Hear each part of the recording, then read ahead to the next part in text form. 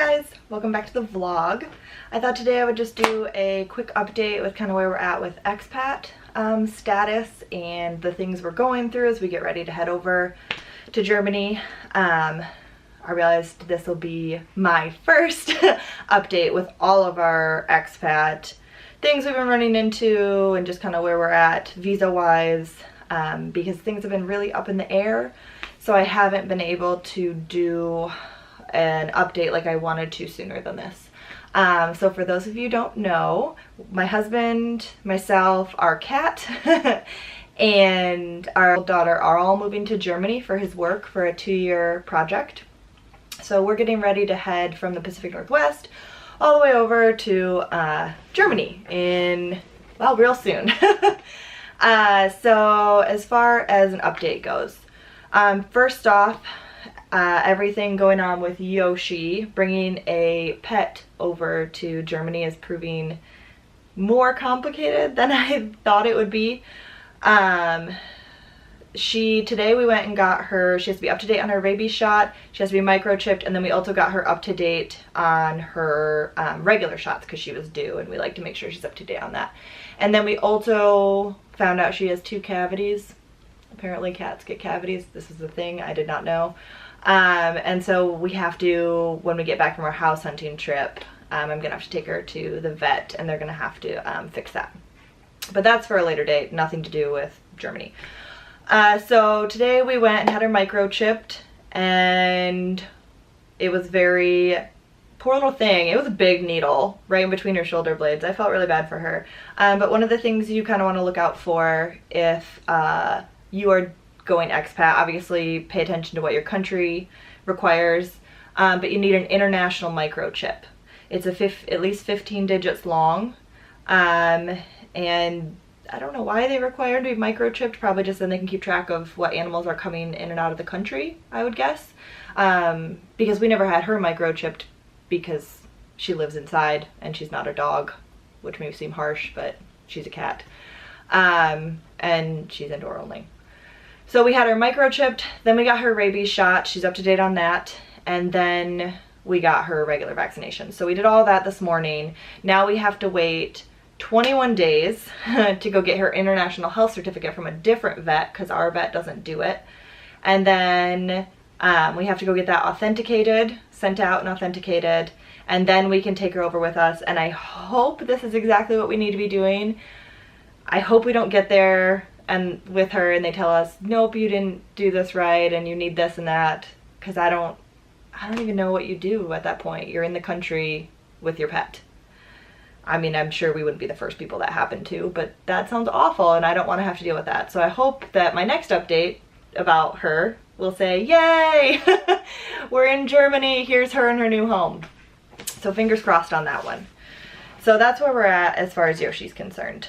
I did want to mention that if you are bringing your pet international, I know it's hard maybe if you're moving to a country where you don't speak the language. Like myself, I don't speak German, and I'm trying to handle everything with Yoshi because Derek is getting ready for his job. So he doesn't have time to sort through all the hundreds of websites. A website I found really helpful actually that my vet recommended was usda.gov/APHIS. APHIS, I believe is what it is, something similar to that, and you can scroll through, kind of sort through, and you can select going international with your pet, and then you can select what country you're going to, and it gives all the steps that you need for that country. And now I'm hoping, fingers crossed, that that is right, obviously, but that's what we followed, because the German website that we were directed to by the people helping us in Germany was all in German, and I could translate it into English, but I could not find the requirements for going there, what I needed for Yoshi. And the only reason I knew she needed to be microchipped and have the rabies shot is because I read it on a blog somewhere earlier, and so it was super helpful to go to the USDA website and to have all of that lined out, and they had tons of other countries that you can search. So if you need help, check that out, because that was really, really helpful for me. And then talk to your vet. Our vet was incredibly helpful and then directed us to another vet who's doing the international health certificate, who was then just as helpful and even more so with the international stuff. So just talk to your vet, ask questions, ask so many questions. And I'm sure there's even other vlogs out there. If I track down a vlog that gives any more information about international move with your pets, or we find out anything more as we're going through this process, I will do an update on how everything goes with an international move with your pet, because it's a big deal. They're part of your family. She was our first baby, you know, little fur baby. So we want to make sure everything's set for her and that when we get over there, she stays with us. Now for everything with our visas. So Zoe and I are not getting our visas till later. Derek is going ahead first. We're going over for our house hunting trip and he is going to stay. Well, that's the plan. He has a ticket back just in case this doesn't work out. But he is going to stay there and start work. And before he starts work, go for his visa appointment, hopefully get his visa and then start his job. And then Zoe and I will fly back home, wrap everything up here with the movers, get everything moved, just have a little bit more time here at home. And then he's gonna come back for us and then we will all move over together. That is the plan. It took a long time to come up with that plan and it was really hard to get to that idea. So what's going on now? Derek lived in Germany when he was 16 years old for 6 months when his mom was there on assignment and he went to school. Well, now they're saying this could be a problem for us. Not necessarily a problem, but more like we need to see if you're still in the system. We need to see what kind of visa you had back then. How does this affect your visa now? And we actually cannot do anything about it on this side. We've been scrambling. Derek's been calling different German city councils, the city where you lived, all this stuff to try and figure out what kind of visa he had, if they still have it on record, what he can do, which I have to say, it was really fun to listen to him talking German on a phone call because I don't know why German makes me laugh. I have no idea. They're gonna hate me over there. I just think it's really funny to listen to. I don't know. Probably because I'm nervous about it and having to learn it, and therefore when I'm nervous I laugh. But so he's been calling everywhere and he got a hold of the people who are helping us with our immigration stuff today, and they said there is nothing you can do from that end. You probably will not know until you get to your visa appointment, until you get over to Germany. So great, we're all going to Germany with the hopes that this all comes together and everything's good news and he gets his visa. But we're just going over there, I guess, on blind faith and hoping that people kind of pull together what they should be doing, I guess. Yeah, so that's where we're at with that. And then Zoe and I will get ours later, assuming everything goes well with, assuming everything goes well with his visa, then our visa shouldn't be a problem. The immigration, our people who are helping us with immigration weren't concerned at all about Zoe and I. Yeah, so that's where we're at visa-wise. And then, so house hunting. We leave for house hunting very soon. Getting packed and everything like that. That'll be fun. We have a 10-hour flight with the 3 of us. Luckily, Zoe has her own seat. So I'm very excited because last time I flew with her to Michigan, she was a lap child. Of course, she's under 2, so I don't want to pay for a seat for her. But it was a nightmare. She just wants to be mobile and touch everything and everyone, and the poor people that sit next to us, I feel so awful for them. She just grabs at them and she's like popping over the seat, she's crawling all over me. It's really, really difficult to get her to calm down and fall asleep. And it's not that she's like crying or anything, because she's not. I mean, she will, but for a very like short amount of time. It's that she wants to be active and she can't be active. So she has her own seat all the way over there, and I'm very, very glad about that. So for house hunting, our realtor's been sending us some places that are great and some places that maybe are not so great. I'm not really sure what to expect. That should be really fun to find out where we end up living and what the houses, different houses look like. We're looking at houses, we're looking at townhomes, we're looking at apartments.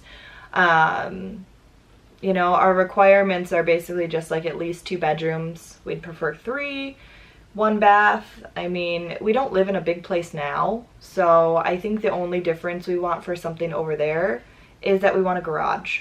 We have a lot of outdoor gear. We're into a lot of outdoor activities like backpacking and skiing and biking and hiking, and Derek wants to get into road biking, you know, and all of that too compounds when we also have to think about Zoe, and now she's gonna have her own pair of skis hopefully this year, and she's gonna, you know, have a little bike seat to sit in, so we gotta store that. And so we're not looking for anything huge necessarily. I mean, bigger is probably better. Now that she's mobile, give her more room to run. But so we're just curious to see what the houses are going to look like, what to expect. One thing I did learn, and I don't know if it's like this with all European countries, if it's a Europe thing or if it's just a Germany thing, but they take their kitchens when they move. And I don't mean they take their appliances, because I feel like sometimes that's common here. Not so much with rentals, but they take their whole kitchen. They take their cabinets, they take their countertops, they take the light fixtures, and the appliances, obviously. Like the kitchen sink, they take it all. And I didn't even know what to do with that, because then they install it in their next apartment, which just seems so different than what we do here. Your landlord is expected to provide a kitchen. Like, not necessarily always a washer and dryer or something, but a kitchen at least. And that is not a thing over there. So we're having a hard time finding something that is unfurnished and has a kitchen installed. And we want it, you can get furnished apartments, but we want an unfurnished one because Zoe's in a crib. She's hopefully going to be in a crib for at least another year. And then she'll be in a toddler bed. And that's not what you get when you get a furnished apartment. Obviously, why would they provide a crib and all this stuff? So it was just easier for us to bring our furniture over there than it was to find a furnished apartment with the furniture we need, because none of them had the furniture that we required. And I didn't want to deal with like renting furniture, basically paying for that in our rent when we could just bring our furniture with us. So that has been an adventure, figuring out that they don't have kitchens, they don't have necessarily light fixtures. Our international coordinator was telling us that they don't generally show homes after like 6 o'clock at night, like when the sun goes down, because you can't see, because there's no electricity, because there's no light fixtures. So she said we'll probably most definitely have to buy our own washer and dryer and install our own light fixtures. So I whatever, we'll go to IKEA, get some light fixtures, and then find a super cheap washer and dryer. I don't know what we're gonna do with that, which will be super weird because it'll be in German, which those are the things you don't think of, you know, on a day-to-day basis. Those are the things you don't think of. I don't know. So that's where we're at apartment wise. We should be looking soon, really soon, which will be really fun. All right, I think that's all I have for now. Just a quick update. Those are just a couple things that we're currently dealing with and working on. I wish I had more advice for other expats that maybe were looking to move there. We're getting a lot of help through Derek's company, because we're moving over there with his company. So I think there's a lot of paperwork going on that we don't see. So we're just dealing with the little bits and pieces of everything. And to be honest, there's not much we can do. But those are the things we're currently dealing with, the things that I had no idea about, the things that are more complicated than I thought they would be. Yeah, so stay tuned for more fun, and we'll see you next time. Don't forget to hit that subscribe button.